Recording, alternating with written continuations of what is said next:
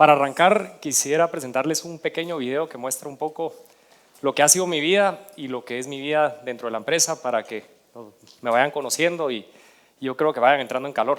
Entonces empecemos con el video.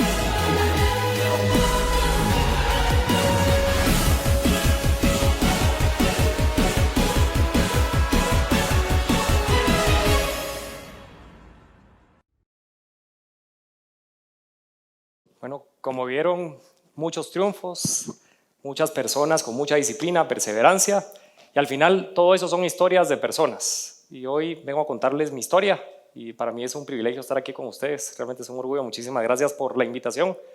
Dividí la presentación en tres partes. Una es contarles un poco la historia de Aceros de Guatemala, una empresa que empezó en 1953, estamos por cumplir 70 años. Luego hablarles un poco de mi vida personal, y luego cómo me dieron la oportunidad de liderar el negocio a partir del 2017. Entonces la estructuré de esa forma y arranquemos un poquito con la historia de la empresa.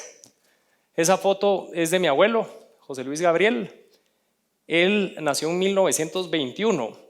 Él era uno de 11 hermanos y en 1953 él toma la decisión de independizarse de la familia y le pide a su mamá que quiere empezar un negocio, que quiere emprender. Le pide alquilado, no prestado, alquilado, el tapanco de una de las distribuidoras que tenían y ahí empieza su negocio y él empieza vendiendo, comercializando productos de consumo básico. Vendía chinola, jugos B8, diferentes cosas y poco a poco ve que hay una oportunidad de empezar a vender productos de acero. Entonces él en ese lugar empieza a vender productos de acero y en 1957 monta la primera distribuidora, se llama Distribuidora Universal, hoy se llaman Distum, y ahí empieza a comercializar los productos. Y luego, más que enfocarme en año por año, lo dividí en periodos de tiempo, en rangos de tiempo. Y la razón es que en ese momento mi abuelo no tenía plan estratégico, tal vez no había claramente qué se iba a hacer cada uno de los años. Sin embargo, cuando uno lo ve en el pasado, pareciera que él tenía una visión muy clara de lo que se tenía que lograr en cada momento. Entonces, en este periodo de tiempo de 1963 a 1981, básicamente en Guatemala existía la comercialización de acero. Y él, siendo un hombre muy visionario, tomó la decisión de invertir y empezar a producir acero. Y todo empezó con un clavo. ¿Vieron el nombre? Empezó con un clavo. Él vio la oportunidad de comprar un lote de clavo en un banco. Fue ahí, le dieron el crédito, empezó a reempacar el clavo con su propia marca y empezó a vender el producto con su marca. Y tuvo tanta aceptación la marca y el producto que él dijo, yo quiero empezar a producir ese producto.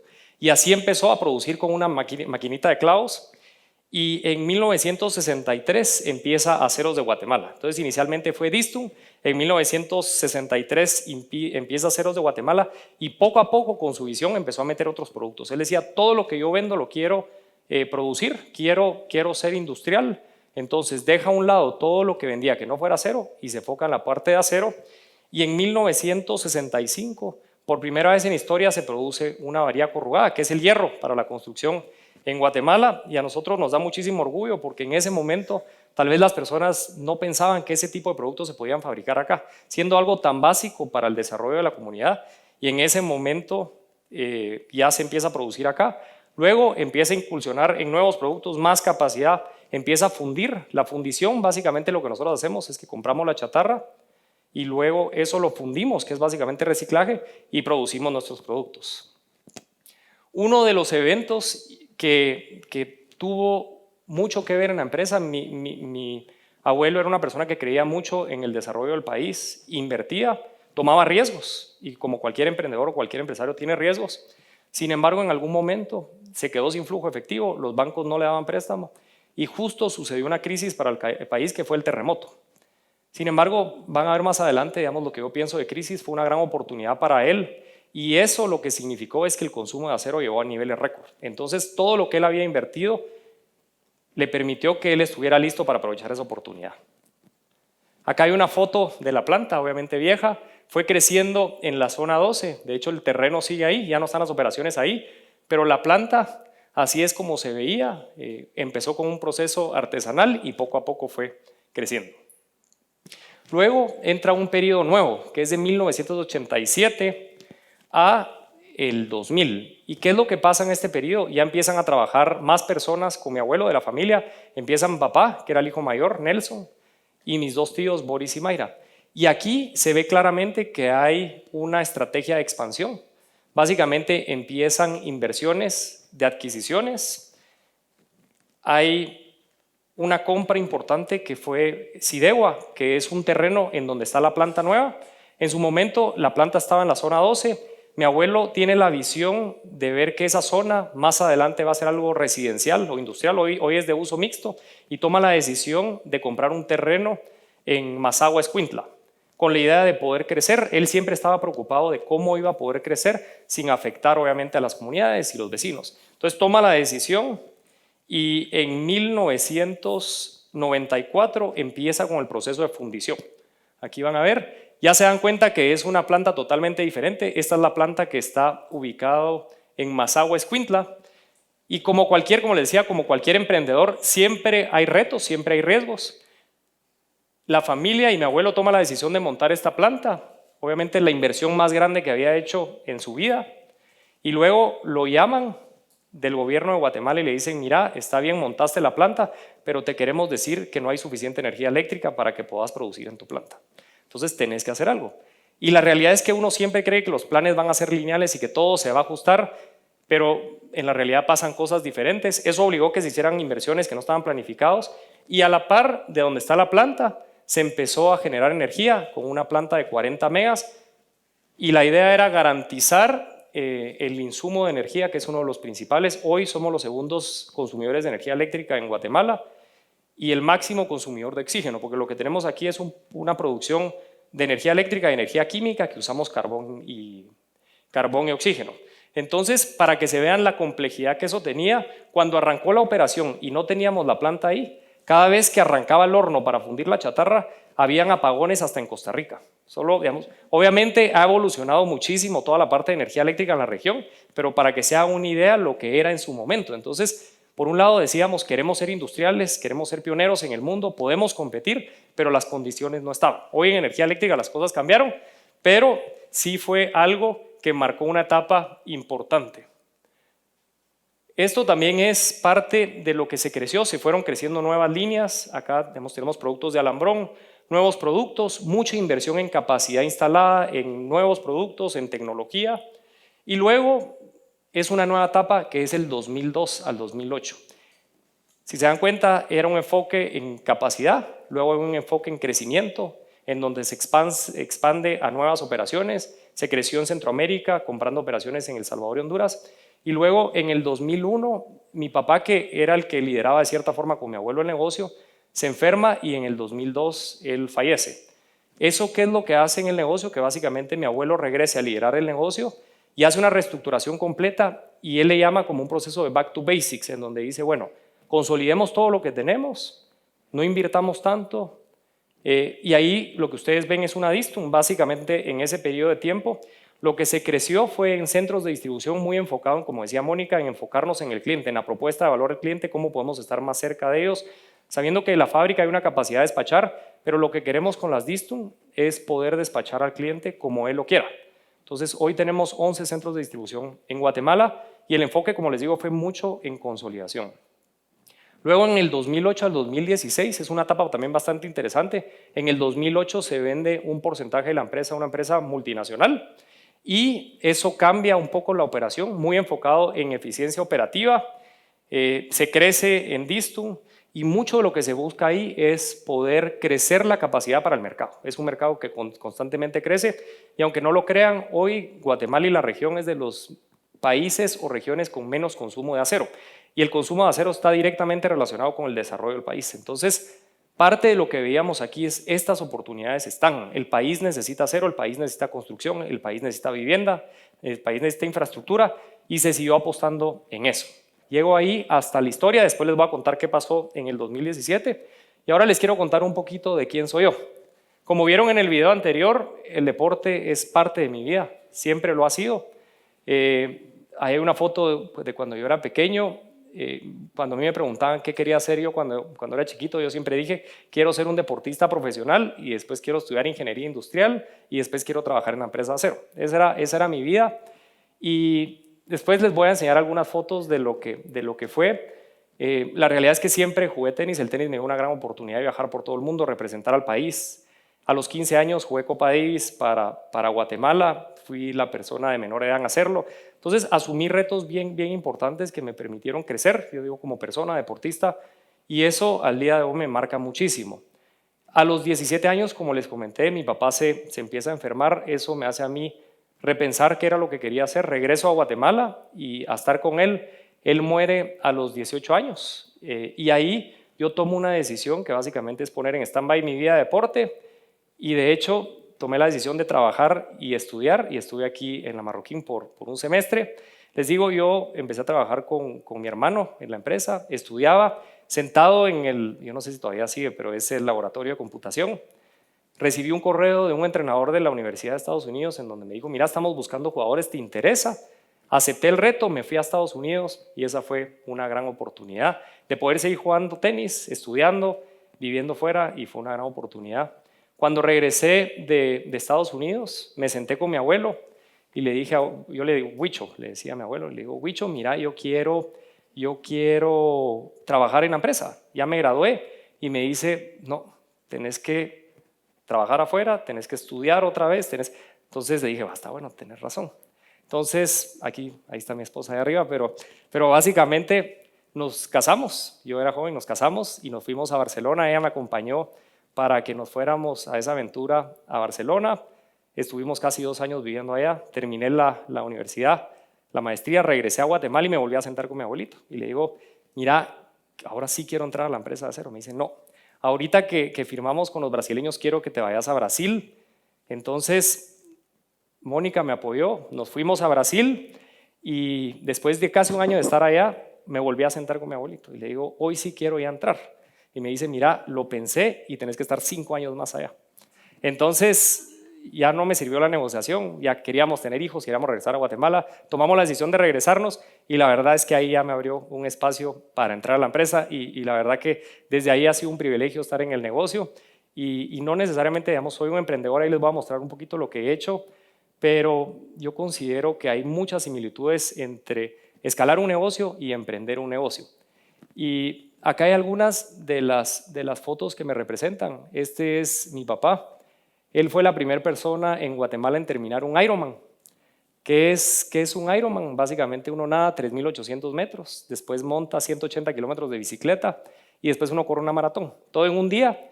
Mi papá fue la primera persona en hacerlo, lo hizo 3 años en Hawái. Entonces, cuando él muere, yo me pongo de reto, yo quiero hacer un Ironman y quiero hacer el de Hawái. Nunca me imaginé lo difícil que iba a ser, sobre todo teniendo familia, trabajando y todo eso. Y aquí pueden ver la foto de la derecha. Ese soy yo terminando el Ironman de Hawái hace un mes. Entonces, para mí fue un orgullo. Casi no logro ir después de varios años con pandemia, lesionado, pero la verdad que fue una gran experiencia. Terminé la carrera en honor a mi papá. Entonces, para mí eso es un orgullo y así es como yo veo la vida. Y la vida ha estado llena de retos. Como les conté, digamos, mi papá murió cuando yo era joven. Sin embargo, me ha apoyado en personas que me han permitido ser quien soy yo, en las buenas y en las malas. Y acá hay una foto, bueno, voy a empezar de la izquierda, mi abuelito, mi papá, mi hermano y yo. Y así es como nosotros veíamos la planta, nos acercábamos al horno, íbamos a jugar a la chatarra, buscábamos cincos de acero y todo. Y eso es lo que yo me acuerdo de mi niñez, me encantaba ir a la fábrica y sobre todo acompañar a mi papá para que la viera.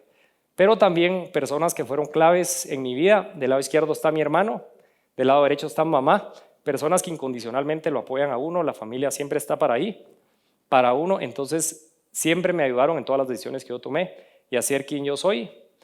Y otra cosa que a mí me llena de energía es estar con las personas. Es un proyecto que hicimos luego de la erupción del volcán, que es cerca de la planta donde estamos, y se hizo un voluntariado y toda la gente fue ahí trabajando 3 días sin parar para montar básicamente en un parque. Hicimos una construcción en 3 días y ese es el compromiso de las personas, la energía y eso me da a mí muchísima energía. Pero lo más importante es mi familia, ahí está mi esposa y mis hijos, que al final son los que me inspiran y me ayudan a seguir adelante en todos los retos que tengo. Y ahí uno se da cuenta lo importante que es en la vida tener a la familia cerca. Y por último, acá tengo 2 fotos. Del lado derecho estoy yo trabajando en la pandemia con mi hija más chiquita, que hoy tiene 2 años, y del lado izquierdo está mi abuelito. Tuve la oportunidad de trabajar los últimos 2 años de la vida de él. A la par de él, básicamente tenía mi oficina dentro de la de él y para mí fue una gran oportunidad y un privilegio y un orgullo. Y ahora paso, ya les conté un poquito qué fue la historia de 1953 hasta el 2016, un poquito, digamos, cuál fue mi vida. Yo entré a trabajar a la empresa y empecé en el área de cadena de suministros, digamos, viendo un poquito de logística. Nunca había hecho eso en mi vida, pero para mí fue una gran oportunidad. En el 2016 tuvimos un reto, digamos, tuvimos un problema reputacional y lo vimos como una gran oportunidad. Fue una gran crisis, pero lo vimos como una gran oportunidad. Y básicamente, como yo llamo esta etapa, es asumir el liderazgo. Yo tenía 32 años, joven, digamos, para manejar un negocio así, pero yo lo tomé como he tomado, digamos, los retos, sobre todo apoyándome de gente con la que yo tengo confianza y que me ayudaron muchísimo, y luego transformar el negocio. Y aquí yo les voy a decir, esto es como que si fuera un libro de texto, cosas que a mí me sirvieron muchísimo. Esto es como yo he trabajado en el negocio y les voy a agarrar algunos conceptos que a mí me han servido. Esto puede ser para un emprendimiento, pero también puede ser para cualquier negocio y a mí en lo personal me funcionó muchísimo. Lo más importante es tener a la gente correcta en el bus. Jim Collins tiene varios libros y lo que él dice es la empresa es como un bus y uno tiene que tener a las personas correctas en el bus, sacar a las personas que no tienen que estar y sentar a las personas correctas en el asiento correcto. Eso es bien importante. Y luego pensar en qué es lo que uno quiere lograr. Muchas veces uno se acelera y dice yo quiero lograr esto, pero la realidad es que tener ese equipo es bien importante. Y muchas veces uno trabaja con personas y uno sabe que las personas no tienen que estar en la empresa, pero uno no toma las decisiones. Y lo que se basa esta literatura es, uno tiene que tomar las decisiones y tener al equipo correcto es lo más importante. Y aquí hay una frase del cofundador de LinkedIn, en donde básicamente él lo que nos dice es que no importa la estrategia que uno tenga, no importa la visión que uno tenga, si uno no tiene un equipo, nunca va a poder competir contra el mundo de lo que hay. Solo no se puede hacer, uno necesita un equipo. Y este es el equipo que hoy me acompaña. Aquí hacen falta algunas personas y la verdad que me siento muy orgulloso del equipo que tenemos, personas con mucha experiencia. Hay personas que tienen más de 30 años en el negocio, varias personas nuevas y la verdad es que somos todos muy diferentes, nos complementamos y hoy juntos con ellos estamos trabajando la visión, el futuro del negocio y construyendo esa transformación de la que les hablaba. Y aquí les muestro algunas fotos de lo que ha sido ese trayecto. Ahí estamos nosotros como líderes haciendo actividades con la gente y eso yo creo que a todos nos encanta y sobre todo mostrando lo que un liderazgo visionario es. Ahí están, digamos, dando capacitaciones, nosotros tratamos como equipo siempre estar cerca de la gente y eso es lo importante de tener al equipo correcto. Y nosotros parte de lo que vimos es, ya tenemos a la gente correcta, ¿cómo aseguramos tener una cultura adecuada para lo que necesitamos?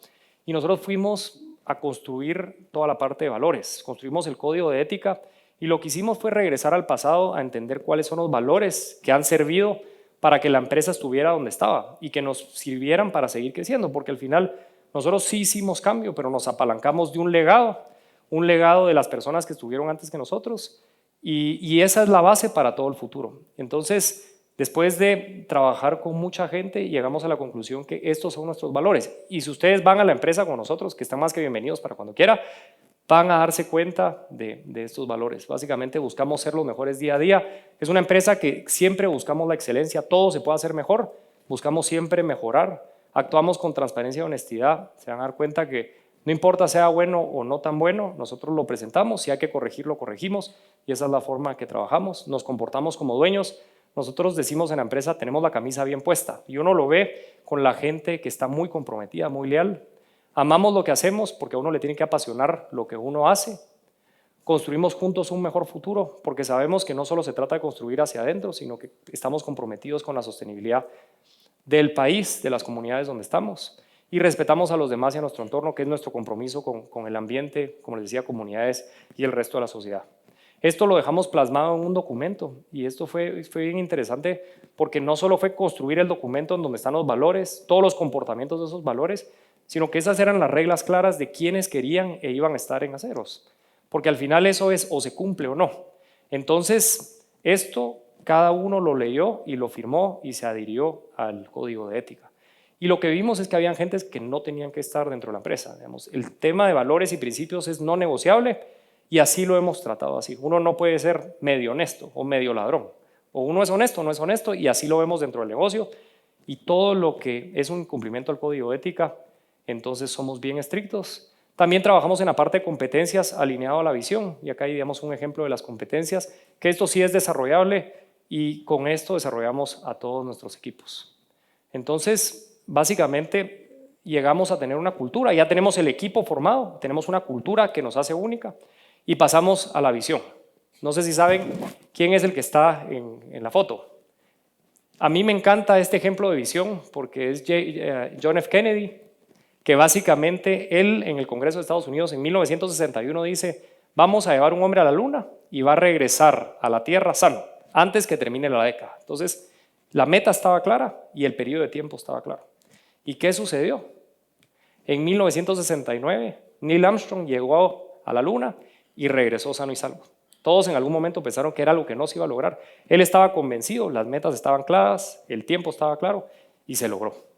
Y esto lo junto mucho con el tema del liderazgo. Acá hay una frase que a mí me gusta mucho que dice, el liderazgo es el arte de conseguir que otra persona haga algo que quieres hacer porque quiere hacerlo. Y esta frase tiene 3 características importantes. Uno es que el líder tiene que definir hacia dónde va uno. ¿Cuál es esa visión? Eso es bien importante. 2, es que uno tiene que inspirar para que las personas quieran hacer lo que tienen que hacer. No es que lo tengan que hacer. Y lo tercero es que el liderazgo es un arte y no es una ciencia. ¿Y a qué me refiero con eso? Que es estar cerca de las personas, tema de comunicación, relacionamiento, emociones y no solo es una ciencia.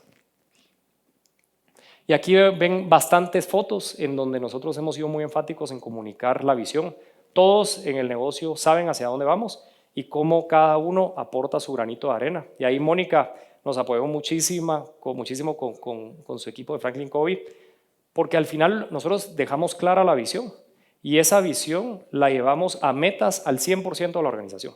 Teníamos más de 200 equipos formados con metas claras en donde cada uno sabía qué tenía que hacer, qué metas tenía que alcanzar, qué compromisos tenía y cómo eso impactaba los resultados del negocio. Entonces fue un proceso bastante interesante.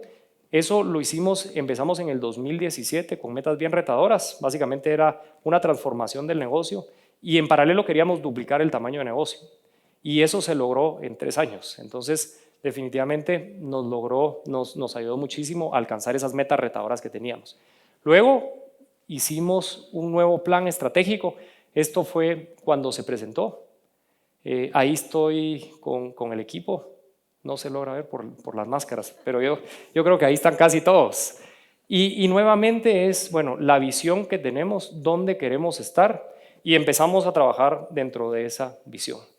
¿Qué cosas definimos como prioridades en su momento? Y eso es en lo que hoy estamos trabajando. Continuar con la transformación del negocio. ¿Y eso qué es? Básicamente reingeniería de procesos. Creemos que se pueden hacer mejor las cosas, sobre todo de cara al cliente. Transformación tecnológica, todos sabemos que la parte de tecnología vino para quedarse y cada vez es más importante y hay muchísimas cosas que se pueden implementar en la planta y muy enfocadas en el cliente y en mejorar la calidad de vida de los colaboradores. Tenemos integración vertical. ¿A qué me refiero con integración vertical? Es tener más centros de distribución. Estamos creciendo en centros de distribución para atender mejor al cliente y por el otro lado estamos creciendo en centros de acopio donde compramos chatarra con la idea también de ayudar a los proveedores de metálicos. Entonces, la idea es tener una cadena más integrada que nos permita tener ventajas en costos, pero también ayudar a nuestros proveedores y clientes. También adquisiciones y alianzas. Vimos la oportunidad de poder crecer y complementar nuestro portafolio. Adquirimos algunos negocios, ahí les voy a enseñar una foto. Hay programas también de innovación, crecimiento de la capacidad instalada y les voy a enseñar un proyecto que se hizo. Y todo esto, ¿cómo lo podíamos hacer de una forma sostenible? Porque eso es importante, ¿cómo logramos el crecimiento y que sea de una forma sostenible? Entonces, aquí hay una foto, este fue un centro de acopio que montamos en Huehuetenango. Ahí hay una oportunidad de comprar chatarra y básicamente ahí compramos todo lo que son materiales de chatarra y luego lo trasladamos a la planta para ya ser procesado. Aquí estamos en una inauguración también en Huehuetenango, es una zona que está creciendo muchísimo, que hay muchísimo desarrollo. Creímos que era una gran oportunidad estar cerca de nuestros clientes ahí. Esto se abrió el año pasado. También durante los últimos 2 años hicimos, como les decía, adquisiciones. Compramos Tubac. Tubac es una empresa líder de tubería que se usa para pozos, para un montón de productos. Y la parte de integraciones, les digo, es un gran reto, pero sí es una aventura bastante interesante. También adquirimos un negocio en Honduras, que es un negocio también de fabricación de tubería, que se llama TIPSA. Ahí estamos platicando con las personas. Y todo esto, como les decía, hacerlo de una forma sostenible. Y nosotros siempre teníamos conceptos del tema de sostenibilidad. Y lo que hicimos fue plasmar en un documento todos nuestros compromisos que teníamos de cara al cliente, de cara a los proveedores de metálicos, de cara a nuestros colaboradores, de cara al ambiente, de cara a la sociedad, comunidades. Y eso se lanzó el año pasado frente, digamos, al público. Y es algo en donde un documento está todo lo que nosotros hacemos y que vamos a hacer. Eso se lanzó para decirles, miren, este es nuestro compromiso abiertamente y sepan que lo vamos a hacer. Acompañado del plan de sostenibilidad, se presentó este año el informe de sostenibilidad. Es un documento bastante grande que este es público, lo pueden ver en la página de internet. Ahí les muestra todo lo que nosotros hacemos, cómo lo hacemos, cuántas personas tenemos, cuántos hombres tenemos, cuántas mujeres tenemos, cuánta agua consumimos, qué desechos generamos, qué hacemos con los desechos. Todos nuestros compromisos, lo que hacemos bien y lo que no hacemos bien, está ahí. Y si no lo hacemos bien es cómo lo vamos a corregir. Pero eso es la idea, de ser totalmente transparente, no ocultar. Si alguien quiere llegar a la planta, como les digo, está más que bienvenido. Y eso es lo que tratamos de hacer el informe de sostenibilidad, muy alineado a nuestros valores, al valor de transparencia. Y este es un proyecto de innovación que lanzamos el año pasado. muy alineado a nuestro compromiso de poder atender a los clientes. Es el hierro grado 80. ¿Qué significa grado 80? Es un hierro que básicamente tiene más resistencia, tiene más carbón. Entonces, a las obras grandes, lo que son edificios, infraestructura, digamos puentes, o cualquier obra grande que antes usaba grado 60, ahora puede usar grado 80. ¿Y eso qué es lo que les permite? Que usan menos acero. Entonces se vuelve mucho más eficiente, más barato el proyecto, pero por el otro lado más seguro. Vivimos en un país sísmico y nuestro compromiso es entregar productos de calidad que sean seguros. Entonces, a través de esta innovación podemos ofrecer un producto todavía más resistente. Es algo que en la región no se tenía y somos los primeros y hoy los únicos en poderlos vender. Por este proyecto nos dieron el premio de innovación este año en la Cámara de Industria y al final muy alineado, como les decía, a nuestros valores y a nuestro propósito que vamos a ver más adelante. Otro proyecto que fue un gran reto, y este es un proyecto que lo tuvimos en los últimos 2 años, fue seguir con la capacidad instalada. Como les digo, nosotros somos una empresa que creemos y confiamos en el país. Hoy el consumo de Guatemala es bajo. Si uno ve el consumo de acero de la región es alrededor de 68 kilos per cápita. Para que se hagan una idea, el consumo, por ejemplo, de Corea del Sur, es como 1.200, Estados Unidos es 400, México es 300. Entonces, estamos muy lejos y entonces nosotros tomamos la decisión de hacer una inversión importante, de crecer nuestra capacidad instalada en una de las plantas importantes. Ahí teníamos una capacidad de 350.000 toneladas y era pasar a 500.000 toneladas. Y aquí es donde se empieza a ver la obra civil. Fue un proyecto que requirió de mucha planeación, porque básicamente nosotros teníamos que producir, hacer inventario y luego parar el tren por 3 meses y asegurar que el inventario fuera suficiente para que el producto estuviera disponible para los clientes. Pero luego paso al siguiente tema, que es incertidumbre y cómo manejar la incertidumbre. Durante el proyecto nos agarró justo la pandemia. Nosotros paramos, nos agarró la pandemia, luego nos agarró la crisis de cadena de suministros y así teníamos la planta. Después de ser una planta en funcionamiento, teníamos que recibir a los técnicos eran de Europa, no podían venir, la maquinaria no venía, nosotros sin producto. Y al final uno en estos momentos se da cuenta, digamos, del liderazgo de las personas, la actitud de las personas en los retos y en la vida personal y profesional nos pasan a todos. Al final, esto es un ejemplo de cómo manejó la planta, solo para que se hagan una idea. En esa planta operan 200 personas. Habían 200 personas, digamos, paradas, viendo qué hacían para poder echar a andar el tren. Aquí hay fotos del proyecto. Luego de atrasos, se logró echar a andar el tren. Ahí pueden ver cómo salen las varillas corrugadas ya en la planta produciendo. Y les digo que fue un sentido de alivio, decir, bueno, lo logramos, cumplimos el plan de trabajo, tenemos el tren. Entonces se empezó a producir, empezamos a poder hacer inventario nuevamente y miren lo que nos sucede. No tiene sonido, pero pueden ver lo que sucede en las cámaras. Pueden ver la cámara de arriba, es el tren que está pasando la varilla corrugada. Eso fue como un mes que echamos a andar el tren.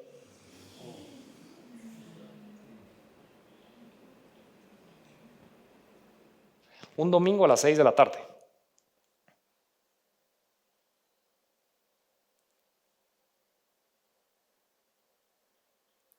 Imagínense el sentir de las personas, decir, bueno, fue una complejidad, el proyecto se atrasó, tuvimos la planta parada, dejamos de abastecer el mercado, por fin, y les digo, miren, la gente se fue a descansar a sus casas, dijo, bueno, por fin logró arrancar, lo echaron a andar y sucede esto como un mes después.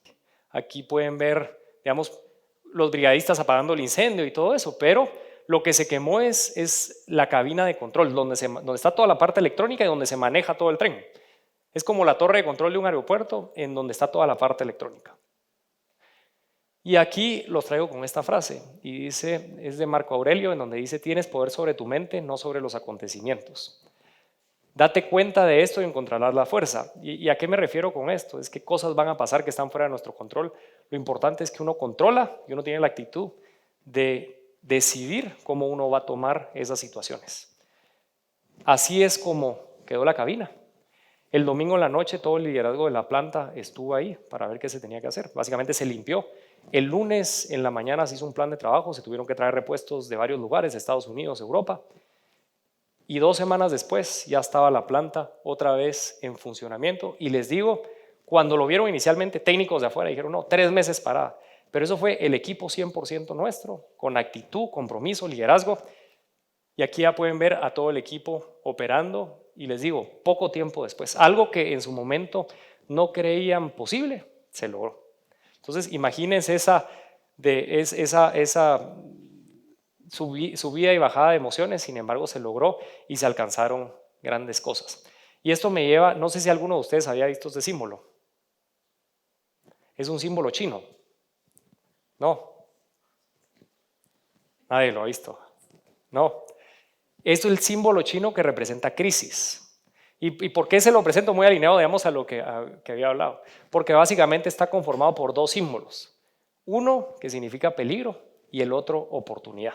¿Y qué es lo que uno puede ver aquí? Que inclusive en el símbolo chino es de cualquier crisis salen oportunidades. Entonces, que así lo podamos ver a nivel personal, profesional y en las empresas nos pasa, ¿verdad? Que siempre vamos a tener una crisis, uno puede planificar, pero la realidad es que pasan muchas cosas que están fuera de nuestro control. Y luego paso a la parte del propósito. Y esto debería ir primero, pero es algo que ahorita estamos redefiniendo. Y básicamente, hoy no tenemos la frase, pero les cuento el significado de nuestro propósito, es hacer posible el desarrollo de la sociedad. ¿Y por qué creemos que es hacer posible el desarrollo de la sociedad? Porque el acero está en todo lo que nosotros vemos y lo que nosotros queremos es mejorar la calidad de vida de las personas. Entonces, si nosotros podemos ayudar a tener mejores carreteras y que eso ayude a que la gente haga media hora menos de tráfico, le va a cambiar la vida. Si nosotros podemos ayudar a que una persona construya su casa, le va a cambiar la vida. Entonces lo que nosotros buscamos es que la sociedad pueda desarrollarse y mejorar la calidad de vida. Sabemos que en Guatemala hay una necesidad enorme de vivienda, de infraestructura, de inversiones y nosotros queremos apoyarlo. Y esto es un propósito que va más allá de producir y comercializar productos de acero. Es algo que nos tiene que mover a buscar soluciones y cómo podemos hacer posible, porque eso es un problema hoy. Este año lo vivimos y cada vez va a ser peor si no hacemos algo diferente. Entonces, nuestro propósito es que eso sea posible. ¿Cómo lo vamos a lograr? Bueno, tenemos visión para los próximos años, pero es algo que nos mueve para el futuro. Y no sé si este también lo habían visto, varias cosas, pero básicamente este es un concepto japonés, que es Ikigai, que básicamente uno está lleno cuando uno hace algo que uno ama, algo que el mundo necesita, algo que lo pueda hacer sostenible, digamos, financieramente y para lo que es bueno. Y básicamente eso es lo que buscamos con este propósito, que las personas que estén dentro del negocio o que tengan alguna relación con el negocio, pueden ser proveedores, clientes, colaboradores o cualquier, digamos, persona que tenga ese sentido de Ikigai, en donde es la interferencia, digamos, de los 4 círculos, en donde busca pasión, misión, digamos, vocación y profesión, pero es un término mucho más grande porque es lo que lo va a llenar a uno. Y esto me lleva un poco al futuro. ¿Qué somos hoy? Hoy somos una empresa que está en 6 países, tenemos 8 plantas productivas, 14 centros de distribución. Hoy somos más de 2.200 personas y todos, les digo, empujando el barco con esa visión y ese nivel de compromiso. El año entrante cumplimos 70 años de que empezó el negocio, de un sueño que fue en un tapanco y que hoy es una realidad. Entonces, lo que nosotros vemos es que hoy tenemos una base para seguir construyendo un futuro mejor, comprometidos con nuestro propósito. ¿Y qué es lo que nos espera o qué es lo que buscamos? Una visión regional. Creemos que en Guatemala se pueden hacer cosas buenas, hay personas extraordinarias. Entonces, queremos seguir creciendo en Centroamérica y fuera de Centroamérica. Hay oportunidades y eso es lo que buscamos, para que los productos de Guatemala o la gente de Guatemala o las empresas de Guatemala sean reconocidas a nivel mundial, que tienen la capacidad de hacer cosas extraordinarias. Y hacer todo esto con un crecimiento sostenible. Como les digo, de nada sirve solo buscar el crecimiento interno si no podemos trasladar ese beneficio a todos los que se relacionan con nosotros. Entonces estamos completamente comprometidos con un crecimiento sostenible. Y ya para cerrar, los quiero dejar con los aprendizajes de la charla. Como les digo, digamos, es mucho de lo que yo he usado en estos últimos años. Son conceptos que tal vez parecen básicos, pero cuando uno ya los echa a andar, ayudan muchísimo. Lo primero es las personas. Es first who, los equipos. Pueden ser 2 personas, pueden ser 3 personas, pueden ser 10 personas. Las personas deben compartir sus principios y valores y si no, no deben trabajar con ustedes. Cultura única. Lo único que los va a diferenciar del resto de las empresas es una cultura única. Tienen que definir sus valores, tienen que saber y tener claro qué es lo que los distingue del resto de los negocios. Propósito, tiene que ser algo que los mueva.